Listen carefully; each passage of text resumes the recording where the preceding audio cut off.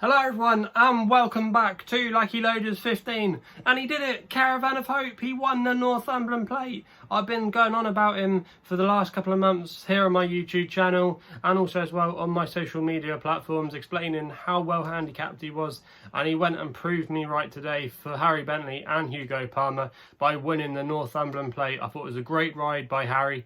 He got him into a good position earlier on. He didn't have him right out the back. He got him into a good position in the midfield, tracking the pace, and it was quite a comfortable victory in the end. And when he swung into the home turn, I was really nervous because there was no excuses. You know, he travelled nicely into the race and he was going to show the world of what he was made of, and he went and did it for me, you know. And I always thought off a mark of 85 where he started off this season, that was too low for him, because if you went back through some of his 3-year-old form last year, he was beating horses that were now rated in the mid to low 90s, and even as well running against horses that are now rated 100 plus in the likes of Trushan, you know, and he was quite closely matched with him from last season. So I always thought he was really well handicapped, and I couldn't work out why the handicapper had given him a mark of 85 when he went and won his two starts at the end of last season in convincing style. I don't know why the handicapper didn't give him a higher mark, but thank God he went and won today. I was so nervous, like I said, in the home straight. I put him up at 9-1 last night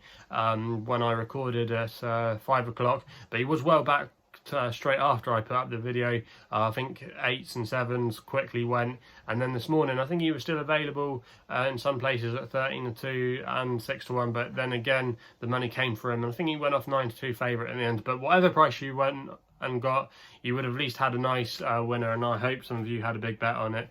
I'm really glad that we finally got a nice horse that we followed, and to be honest, I know I put my reputation on the line, but I'm just so pleased he went and did it. But away from that as well, it's been a good day for us so far. Been a bit disappointing earlier in the week. We hadn't really been having much success, but winners are a little bit like London buses, and they came along today. Our first tip of the day was Glen Shield for Archie Watson and Holly Doyle. Thought she gave it a good ride, and I always knew when he got to the front that he could be quite hard to pass, you know. And again, that was advertised at 13-2, but again the money came quickly. I think he was 7-2 favourite in the end, but you could have got 5-1 still in some places, 6-1 as well, even in the early parts of this morning I saw out there. So again, that would have been another good price. And then Nikasaki, hope I pronounced that right, for William Haggis and Tom Mark won really well in the end. After a low Vera though was withdrawn, it did make the race a less competitive affair, and I always thought that she was a danger for Rafe Beckett. But there would have been a rule 4 for some of you if you took the early prices before that was announced that a low Vera was an on-run. I'm not sure what the rule 4 was, but if you got a nice price about her, it doesn't matter anyway. She would have given you some more profit on the day. Elsewhere, yeah, I called it wrong. The lay of the day, Lamato, you know, thought the race was perfectly set up for him. The Godolphin horse, Matasm, I think that's how you pronounce it. He went well too hard early on, and then it just set up for him. But great to see the old boy Lamato win a race like that. And our other tip as well, Al Coot for Evermain, was well gambled, especially after the form had been boosted by Caravan of Hope and Australis in the Northumberland Plate. Al Coot ran respectably, finished in 3rd place, but hey ho, it's been a good day away from that. And at the current time of recording, I'm just recording this just before 6 o'clock. We've still got our Irish Derby selection to go in and hopefully do the business, which is Order of Australis in the Irish Derby. Fingers crossed he can do the job. But whatever happens, it's been a good day. Just hopefully we get a nice run for our money. No complaints, you know, as long as he goes towards the front, gives us all, you know. And if he's still up there in the frame at the end, I'll be really happy with the run for our money. So fingers crossed Order of Australis can do it for us in the Irish Derby. But we'll get straight into the tips for tomorrow's racing, and hopefully we can continue the form into tomorrow. And we're all going to start off with my nap, which runs in the 155 at Windsor with a horse called Chairman of the Board for Rob Hornby and Mick Shannon. Now Mick Shannon's team been in good form of late, and you can currently back this horse at 11-4. Just going to recommend a win bet only. Now this horse won at the course and distance last time in quite impressive style, actually, taking advantage of his reduced handicap mark. Now he actually went into my tracker after his 3rd place effort at Newmarket when he finished 3rd to Bungee Jump, who franked the form by finishing second in a listed race at Goodwood a couple of weeks ago, and I just thought he was very eye-catching that day, and he was becoming well handicapped, and he went into my tracker, and the reason I didn't put him up next time out at Windsor when he won is because it was Royal Ascot week, and we were just focusing on Royal Ascot tips, but I did have a bet on him at 6-1. And he did the job nicely. Now, he beat a horse that day called Wedding Date, and you might remember we put up Wedding Date yesterday, who just got touched off by Mark Johnson's horse, Dark Regard, at Newmarket. She was maybe an unlucky loser, but the form has been boosted to somewhat of a degree, and I think this horse, off a mark of 89, he has been raised £6 by the handicapper, still has a fair amount to offer, I think. Moving forward, you know, he was a very high-class juvenile in the fact that he was thought a lot of by Mick Shannon. I believe he was an even money favourite on debut when he won at Goodwood. And then he went to Newbury in the Horace Hill Stakes, I think he was made favourite, but he disappointed behind Mahatha for Marcus Dragonin. But I think Mahatha's still got untapped potential over a mile in Group 1s, even though it might be a tough ask for him later this season. But yeah, going back to Chairman of the Board, you know, I think he's got a good chance in this race tomorrow, and as long as the ground stays on the good to quick side of things, good to firm, I think he's definitely going to have a massive chance of going in again. And with the Shannon team in good form at 11-4, I'm going to put him up as my nap for tomorrow. I think he's got a great chance. We then go to my next best, actually, which is going to be staying at Windsor in the 225 with a horse called Fleet and Prince for Kieran Schumacher and Charlie Hills, currently 11-2, and I'm just going to recommend a win bet here. Now, this horse actually broke his maiden when he won at Course and Distance, won over the Course and Distance last season, but then afterwards things just came a little bit too hard for him. He ran at some of the big festivals and he just wasn't quite up to it. But in this race tomorrow, back down to a listed company, I think he's got a chance. If you actually go back to his most recent run, he finished a credible 4th place when running on strongly in the closing stages after he blew the start behind the likes of Dubai Station, Malatru, Dreamshot. Dreamshot did frank the form to somewhat of a degree by finishing 3rd in a listed event at Sandown, so the form's okay. But Charlie Hills, his team are going okay at the moment, and he does very well with his sprinters. I just think Dark Lady for Richard Hannon, she's going to be on unequal terms because she has to carry a Group 3 penalty for her win at Salisbury last season. That's going to bring Fleet and Prince into play, and I wasn't too keen on the Kevin Ryan horse. And I just think with this horse's experience over the Course and Distance, a recent run under his belt, he's going to have the fitness edge over most of these. 11-2, I think that represents good value, and that's why he's going to be my next best. We then go to my lay of the day, which comes up in Scotland in the 255 at Hamilton with a horse called Betty Grable, Verona Pinder, who is a capable jockey in my opinion, and Wilf Story. Now, Wilf Story's little small team are going all right at the moment. They've had 2 winners from 7 runners in the last fortnight.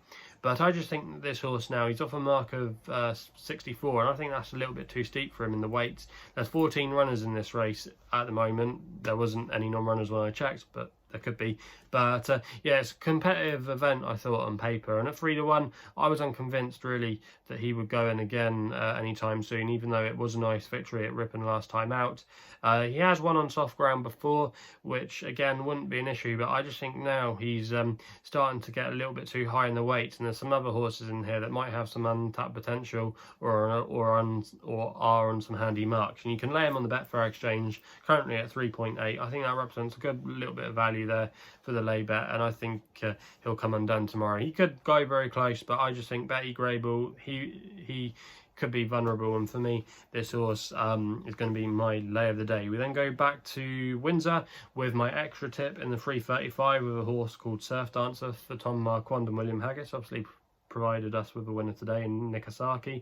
Now, this horse was a bit unlucky last time when having a bit of interference with my nap on the day that day, which was Well of Wisdom, who went on to win at Sandown. I thought that was a really warm race because it had the likes of Tom Frere for Rafe Beckett, and also as well Ascension for Roger Varian, who I think are nice horses. I think Ascension runs at Newmarket tomorrow, but I think that was a really nice race. It's going to work out well. Surf Dancer, he was banging contention, but his chances went when he had the interference with Well of Wisdom.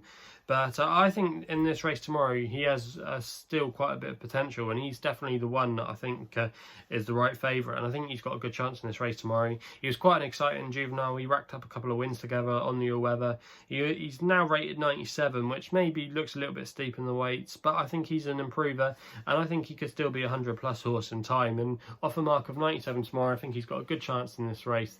And for me, he'll do as my extra bet at 3-1 win only bet. We then go my long shot, which runs in the 4:15 at the Curragh, going here with a horse called Queen Jojo for Declan McDonough and Kevin Ryan. Now Kevin Ryan's doing really well at the moment. He's in great form, obviously with Hello Human Zane last weekend winning the Diamond Jubilee at Royal Ascot, but this horse has done all right for him. Not been seen, or hadn't been seen I should say, for a little while until it made its seasonal reappearance at Haydock when running on really strongly behind the likes of Liberty Beach, who franked the form by making the frame and the King stand behind Batasha. That's a good level of form, and that trip at Haydock was over 5 furlongs, which was probably a little bit too short for it, as this horse was doing its best work in the closing stages. Going back up in trip tomorrow to 6 furlongs will suit, and I think this horse has got a cracking each way chance. There's 8 runners at the moment in the race, so at 15-2, if you can still get that price with the each way terms, I think that's definitely a good bet. Now this horse as well has got some fair course form behind the likes of Safika last year, who was a star sprinter for Ed Lynham, I think it is, and also as well Downstream, who's no mug for the next Shannon, you know. And I just think with the fillies allowance tomorrow, this horse still has untapped potential in group races over in Ireland. It's a Group 2 sprint race tomorrow, and there are a few interesting rivals, but Queen Jojo, I still think she's got some improvement in her to come, and I think at 15-2 tomorrow, it's not the biggest long shot I'm ever going to tip up, but I think it's been overlooked as an outsider in the race, and for me, I think she's going to run a cracking race, and I can definitely see her making the frames. That's why she is going to be my long shot. So they're my 5 best bets for tomorrow's racing. Just quickly recap through that. In 155 at Windsor, it's my nap Chairman of the Board at 11-4. My next best then comes at Windsor in the 225 with Fleet and Prince for Charlie Hills at 11-2, win bet only. My lay comes at Hamilton in the 255 with Betty Grable for Wolf Story, currently lay for 3.8 on the Betfair exchange. We then go back to Windsor for my extra tip, which runs in the 335 at Windsor with Surf Dancer, 3-1 win bet only. And then we end things off with my long shot, which goes at the Curragh in the 415, Queen Jojo, 15-2 each way, and hopefully that can round off another good day for us. But if you haven't done so already, please make sure you subscribe here to my YouTube channel by just clicking the link below, and you'll get a notification every time I upload a new video. Also as well, if you want to follow me on Twitter, the best place to do so is using my handle, which is at LuckyLoader15, and there's a link in the description box below. And also as well, if you want to be part of the Telegram service that I created earlier in the week, it's called the Tipping Line. We've got nearly 60 people on it now, so there's a nice little community of punters building up. If you just click the link below, you just need to download the Telegram app, and it'll just take you straight to the chat. And like I said, we can have a bit of banter on there, share each other's tips, ask each other about what we fancy. Little nice community, like I said, building up. And if you want to be part of that, just click the link below. But that's all I got to say. So hopefully we can have some winners tomorrow. Please gamble responsibly, and we'll be seeing you soon.